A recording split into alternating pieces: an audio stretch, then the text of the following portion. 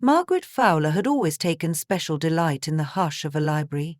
She loved the way footsteps seemed to hush themselves on worn carpets, how dust motes danced through the air, and how the slightest crackle of a turning page stood out like a hush in a busy world. Now that she was retired, Margaret spent her days in a cozy bungalow at the edge of Willow Creek.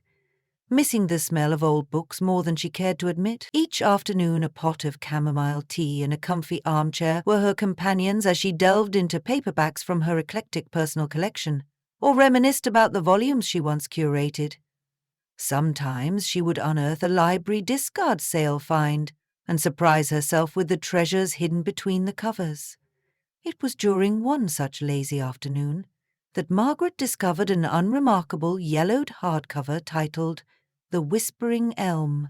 She had picked it from the clearance table of the Willow Creek Library shortly after her retirement, then promptly forgot about it. The binding was cracked and the edges had turned brown. She dusted it off, eager to read a mystery that she hoped would be just as comforting as a well-worn sweater. On page 15, something fluttered from the binding and landed softly in her lap. At first, she thought it might be a stray advertisement or a receipt, but as she unfolded it, she realized it was a letter, written by hand with neat, looping script. The first lines piqued her curiosity. "My dearest Grace, I cannot live another day pretending we are nothing but acquaintances," she read, her heart leaping. It was clearly a love letter, but unfinished. Just a single page. Margaret studied it with the expertise of someone who had spent years cataloguing handwriting and marginalia. There was no signature, only a partial date at the top, August 19, 1957, and the swirling abbreviation MCW at the end. She wondered if the letter was meant to be hidden or merely lost. As she went to return it to the book, she realized something else. Tucked into the margin of page 15 was a clue, a reference to a place called Willow Creek Historical Preservation Society. That was enough to spark her curiosity. Margaret, though retired, still had the soul of an investigator. The next morning, Margaret brewed a stronger pot of tea to fortify herself for an adventure. She might have been grey-haired and a bit slower on her feet now, but she still possessed a determined mind and the same sparkle in her eyes that she had at 20. She sealed the delicate letter in a protective plastic sleeve, old habits from her library days, and slipped it into a sturdy leather satchel. After bundling herself into a light cardigan, she set out for the Willow Creek Historical Preservation Society, a small brick building on Oak Street that looked more like a cottage than a repository of local history. Inside, the place was run by a kindly older woman named Edith Rollins, who never seemed to run out of stories to tell. Edith recognized Margaret's face from library events and greeted her warmly. "Margaret, it's been too long since I saw you lending out books. What brings you by?" Margaret explained the letter, and Edith's curiosity soared. "We've got an extensive archive of local correspondences, diaries, and genealogical records. Maybe we can find out who this MCW was. If it connects to 1957, we might have references in the microfilm archives or the family files." Margaret followed Edith into a compact research room lined with filing cabinets. The two women worked methodically, Margaret scanning old ledgers, Edith scrolling through microfilm, searching for any mention of an MCW or a Grace in connection with Willow Creek around that era. Hours passed, but the only real discovery was a few newspaper clippings detailing a feud between two local families, the Whitfields and the Carlyles. In these articles a name popped out, Michael Carlyle Whitfield. Margaret's heart did a little flutter. MCW.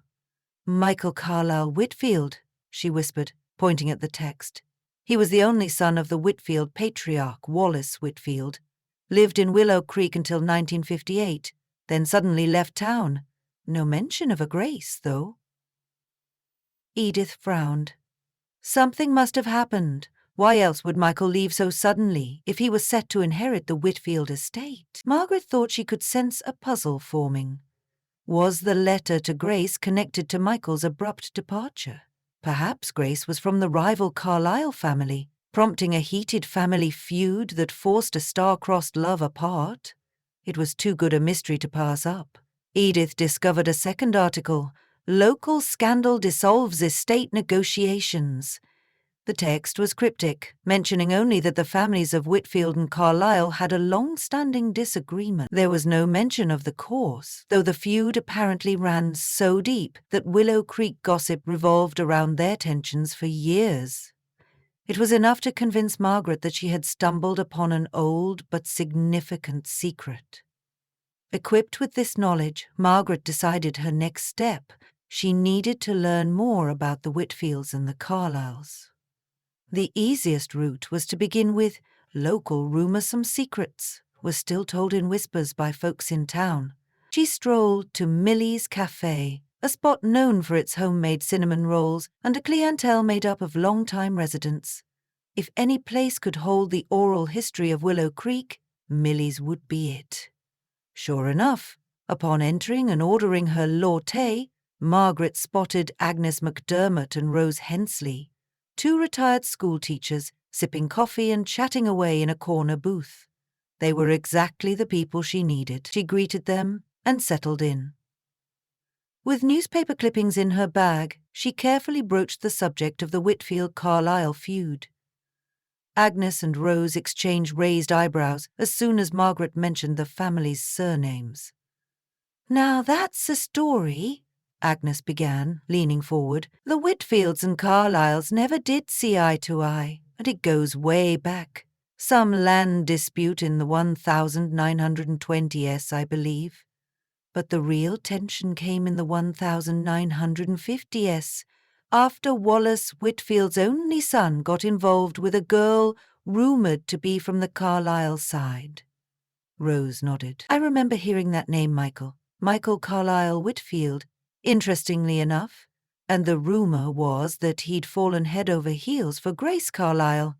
The families went into an uproar." She paused to sip her coffee. "We heard that when the families found out about the romance, everything blew up. Soon after, Michael left town and Grace followed, or perhaps she didn't. There are conflicting stories." Margaret cautiously placed the letter on the table, under the watchful eyes of the cafe's overhead lights. Agnes and Rose read it carefully, each letting out small exclamations at the passionate words. "This is definitely Michael's handwriting, I'd bet money on it," Agnes declared, who had once been the local school's penmanship stickler. "I can't be certain, of course, but this fancy script looks a lot like Michael's mother's. They both wrote with that elegant flourish." Margaret pursed her lips, absorbing every detail. "Grace Carlyle."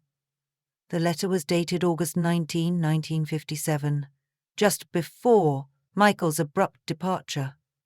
She wondered why the letter was tucked inside a library book. Maybe it was never meant to be sent, or perhaps Grace left it there for Michael to find.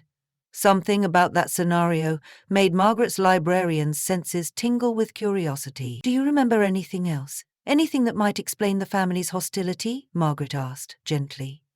Agnes and Rose drew blank expressions. "Land disputes, business dealings gone sour, lots of possibilities," Rose replied, "but nothing certain." "The official record is hush-hush and the families are gone," Agnes added. "No Whitfield or Carlyle remains in Willow Creek, not for decades now."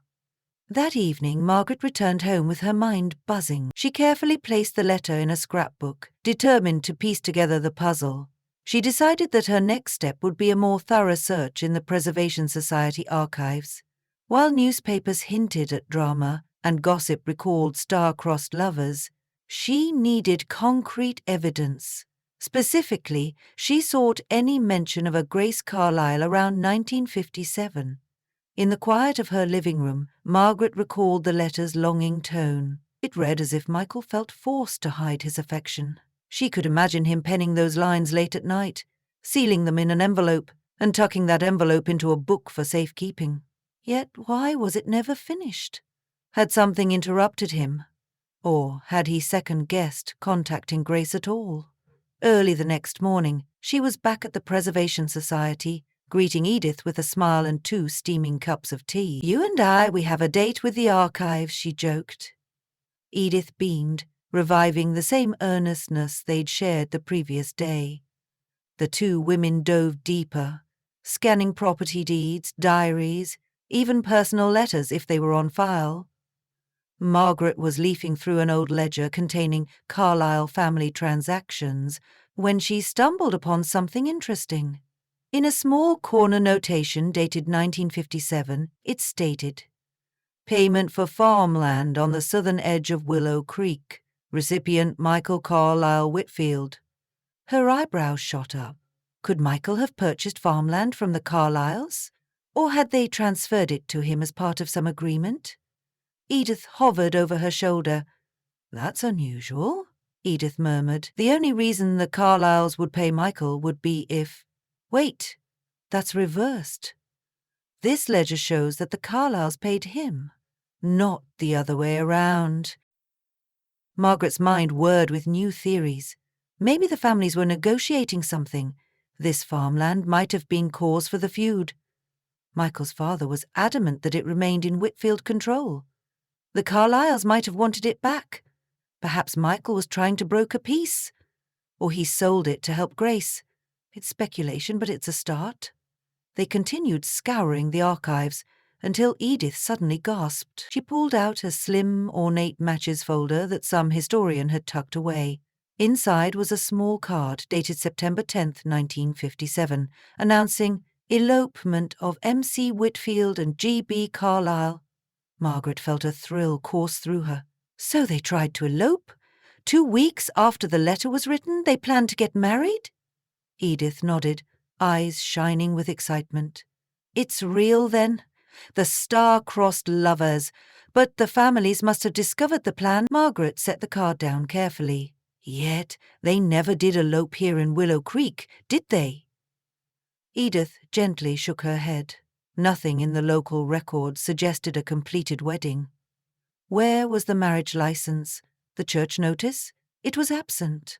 Perhaps the elopement was thwarted at the last moment. Or maybe they performed the ceremony far from Willow Creek's prying eyes and left. Nonetheless, Margaret's heart pounded with the romance and mystery of it all. Their young love was apparently powerful enough to provoke a major shift in local history, families in conflict, property changing hands, a secret elopement. But what had truly happened to Michael and Grace? With Edith's help, Margaret traced phone directories and out-of-town marriage records. They eventually found a single reference to a Missy Whitfield in a registry from a neighboring county, but it was incomplete. The couple's story was hidden from easy view as though they had disappeared into thin air. Tired but undaunted, Margaret wrapped up her research session. She insisted that, if anything new turned up, Edith should give her a call at once. On her walk home, Margaret's thoughts drifted to Grace, a woman she'd never met, but who felt close, like a character in a book she couldn't put down. The romance overshadowed the bitterness of the feud, and in Margaret's mind it was reminiscent of Romeo and Juliet. She resolved that if the family's tragedy was too painful for them to share publicly, she would at least do what she could to piece together the truth for Willow Creek's history and for her own peace of mind. The next day, while tending her small rose garden, Margaret nearly jumped when her phone rang. It was Edith, breathless with news. She'd found a reference in an old church register from Maple Glen, a town 2 counties over. The record indicated that on September 4, 1957, 2 days after the planned elopement date, one Grace Barbara Carlyle wed an unnamed groom at the Maple Glen Chapel. The groom's name was suspiciously left blank, with only the initials M.W. scrawled in the margin. A short note stated, "No local address, filed incomplete." Edith apologized that it wasn't more definitive, but to Margaret it felt like an enormous clue. September 4th, 1957. That was likely the date Grace and Michael tied the knot, secretly, far from Willow Creek. Spurred by this development, Margaret decided to make a trip to Maple Glen. She couldn't resist an in-person investigation. That very afternoon, she steered her modest sedan onto the winding country roads leading to Maple Glen. On the way, she marveled at the vibrant autumn leaves rustling in the breeze. It reminded her of how life changes color, too, slipping from one season to another without warning. Parked outside the chapel in Maple Glen, she felt a strange anticipation, like approaching the final chapter of a thrilling novel. Inside the chapel, an elderly caretaker named Walter greeted her with a polite smile. In a small back office that smelled of old candles and musty hymnals, Walter pulled out a leather-bound registry from 1957. Just as Edith had described, the record showed Grace Barbara Carlyle's name and the partial initials for the groom. Margaret pointed to the scrawls, hoping Walter might know more. "I do recall my father mentioning a rushed ceremony one late summer day," Walter mused. "He was the caretaker before me. Told me the couple came just before closing, all hush-hush, with only a traveling minister they'd hired. My father said the bride looked radiant but worried. The groom, he said, seemed nervous, constantly glancing over his shoulder.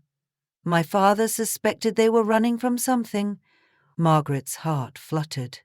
"Did your father ever learn their fate?" Walter shook his head. "Only that they left right after the ceremony, got into a car and sped away. The minister handled the paperwork, and apparently it was never properly filed with the county clerk. Perhaps that's why the groom's name is incomplete. People forget that in those days official processes could get messy if parties weren't strict about it." Thanking Walter profusely, Margaret left the chapel, her mind crowded with possibilities. Michael and Grace must have successfully married, but in secret. They probably chose Maple Glen to hide from both families. That would explain why Willow Creek never heard the full story. By the time gossip spread, the newlyweds were long gone, and with them went the path of reconciliation, or so it seemed. Back at her bungalow, Margaret felt compelled to share what she had found. She returned to Millie's cafe the next morning, with Edith by her side, planning to meet Agnes and Rose again. Soon, half the cafe's patrons were drawn in, though quietly, by Margaret's retelling of the star-crossed love. "Saw the families never made amends," someone whispered from an adjacent table. "So tragic," offered another. The story resonated with them all, stirring a mixture of sympathy and unease at how Willow Creek had harbored such a hardened feud. In the midst of the discussion, Millie, the cafe owner, approached. She carried a small cardboard box. "Sorry to interrupt," Millie began, "but I overheard you talking about the Whitfields and Carlyles. I've something that might interest you." She opened the box, revealing aged photographs and letters. "This was behind a loose brick in our storage room. The building's been here forever, and who knows how these got tucked away. Most are random odds and ends, but there's one photograph labeled M. Whitfield and G. Carlyle, August 1957. Margaret's hands trembled slightly as she held the photograph. There, standing outside some unknown storefront, was a tall young man with dark hair, wearing a collared shirt and slacks, his arm around a petite woman with kind eyes and swept-up hair. They looked joyful, unaware of the heartbreak that would soon follow. A swirl of emotion tightened Margaret's throat. These were the faces behind the letter. And they were smiling. "This must have been taken just before the feud escalated," Edith murmured, tears brimming in her eyes. "They look so happy." Margaret carefully held the photograph, imagining the stories that lingered just beyond the frame. It's proof positive that they did indeed see each other openly before everything fell apart. Perhaps the tensions were already brewing, but they still dared to be together. Wordlessly, the small group in the cafe passed around the photograph, each person wearing a contemplative expression. At last, Margaret slipped it into a protective sleeve, making sure it wouldn't be damaged. She thought about how, in a tiny way, the mystery was solved. Michael and Grace had found their way out of Willow Creek, bound by love, leaving behind a feud-ridden legacy. Whether or not they found happiness elsewhere was another tale. but it brought Margaret comfort to know they had at least tried to break free of the bitterness. In the following days, the Willow Creek Historical Preservation Society decided to put together a modest exhibit about the Whitfield-Carlisle feud. Edith curated a display that included decades-old newspaper clippings, property ledgers, and quotes from residents who remembered glimpses of the tension. Central to the exhibit was the love letter Margaret had found, tucked inside the whispering elm, presented under glass alongside the photograph from Millie's box. There was a small plaque explaining the significance, crediting Margaret Fowler, retired librarian, for unearthing a hidden piece of Willow Creek's heart. On opening day, the exhibit was met with hushed awe. The letter's heartfelt lines captured the imagination of everyone who read it, and the photograph of Michael and Grace reminded them that behind every feud there were people, there was loss, hope, and a quiet yearning for peace. Margaret overheard more than one visitor murmur that it was sad such a sweet love story had been buried so long. Perhaps the exhibit would serve as a cautionary tale about the devastation entrenched grudges can leave. Margaret, wearing her favourite purple cardigan, stood in a corner, watching people absorb the story. She thought about how it could have easily slipped through the cracks of time, lost between crumbling pages and dusty archives. She felt a sense of fulfillment knowing she had helped bring it to light. The letter, once an anonymous scrap of paper, was now a testament to how love can persist even when families roar with opposition. Later that evening, Margaret retired to her bungalow with a warm feeling in her chest. She made herself a cup of chamomile tea and sat by her window, gazing out at the moonlit yard. On her lap rested the notes, records, and the copy of The Whispering Elm, where she'd made her initial discovery. Though the last page of this mystery was mostly written, Margaret recognized that somewhere in the world the story of Michael and Grace might still continue, in children, grandchildren, or memories passed down. She hoped that if their descendants ever came to Willow Creek, they would find evidence of their ancestors' love, uncovered by an old librarian who loved nothing more than finding a hidden gem in a dusty book. As she took her final sip of tea, Margaret reflected on how she'd always loved mysteries precisely for the sense of closure they brought. Yet this time, the closure felt unusually personal. She recalled her own long-ago romances, fleeting but meaningful. Had there been moments she let slip away? Secrets she'd never unearthed? Possibly. But she was at peace knowing that she had written a happier ending for someone else's story, if only by revealing it, and maybe in that act, she'd uncovered a small piece of herself too, an unspoken longing for love's quiet triumph. In the days that followed, little notes of gratitude arrived in her mailbox. Neighbors who saw the exhibit thanked her for her research. She read them with a humble smile, thinking about how the smallest clue, pressed between forgotten pages, could bring an entire town's hidden history to life. One night, after reading a particularly thoughtful thank-you note, Margaret gently picked up the letter one last time. She traced the graceful loops of the handwritten words, "My dearest Grace." How poignant and vulnerable it seemed, bridging 60 years in just a few strokes of ink. Gazing over at the framed photograph of her late husband, Harold, Margaret felt a sudden kinship with Michael and Grace. Love was fleeting, ephemeral, and in the best cases unstoppable. The tragedy was how easily it could be silenced by fear and pride. But in Willow Creek at least, that silence had finally been broken. With a soft, contented sigh, Margaret slipped the letter into its archival sleeve, closed her scrapbook, and rested it on the shelf.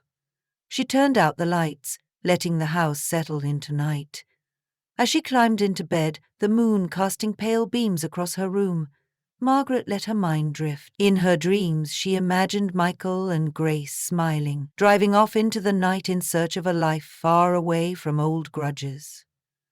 In Willow Creek, their love story was no longer buried in secrecy, but instead stood as a gentle reminder that whispered confessions, once uncovered, could mend broken legacies. And for Margaret, The retired librarian with a heart for mysteries, it was enough to know that in some small but powerful way she had shared their hope with a town that once tried to bury it.